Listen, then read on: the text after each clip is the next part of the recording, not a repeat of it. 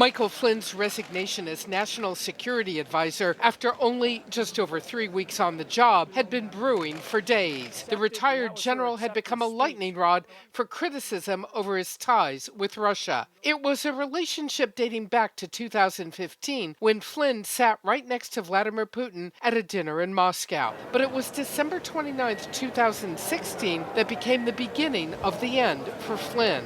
That day, President Obama announced new sanctions against Russia, expelled 35 Russian diplomats, and closed 2 Russian compounds, all in retaliation for Moscow's efforts to influence the U.S. presidential election. That same day, Flynn had several phone calls with the Russian ambassador to the United States. The next day, December 30th, in what came as a surprise to the Obama administration, Putin said no Americans would be expelled from Russia and that he would await the inauguration of Donald Trump before taking any action.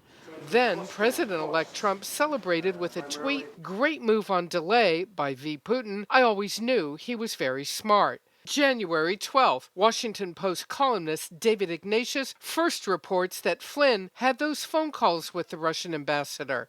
But the White House insisted Flynn did not talk about sanctions in those calls. The call centered around the logistics of setting up a call with the president of Russia and the president-elect after he was sworn in, and they exchanged logistical information on how to initiate and schedule that call. That was it, plain and simple. I talked to General Flynn yesterday, and the conversations that took place at that time were not in any way related to new U.S. sanctions against Russia. But Flynn's calls were intercepted by the U.S. intelligence community. Secret transcripts show Flynn did discuss the sanctions, a potential violation of federal law prohibiting private citizens from engaging in diplomacy. Flynn was not yet in office. Law enforcement officials say Flynn made no promises about lifting sanctions and appeared to be trying to be vague.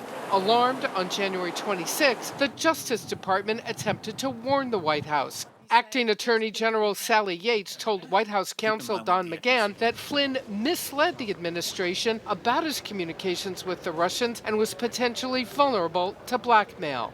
This afternoon, Press Secretary Sean Spicer revealed the president himself was told the same day, January 26th. Immediately after the Department of Justice notified the White House counsel of the situation, the White House counsel briefed the president and a small group of his senior advisors. When the president heard the information as presented by White House counsel, he instinctively thought the General Flynn did not do anything wrong, and the White House counsel's review corroborated that.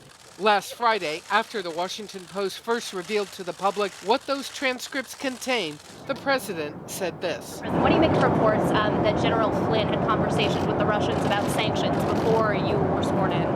I don't know about it. I haven't seen it. What report is that? I haven't seen it. Reporting that he talked to the ambassador to Russia before you were inaugurated about sanctions, maybe trying to... I haven't seen that. I'll look at that. But it all came to a head Monday when the White House says President Trump asked Flynn for his resignation. The issue here was that the president got to the point where General Flynn's relationship, misleading the vice president and others, or the possibility that he had forgotten critical details of this important conversation, had created a critical mass and an unsustainable situation. That's why the president decided to ask for his resignation, and he got it.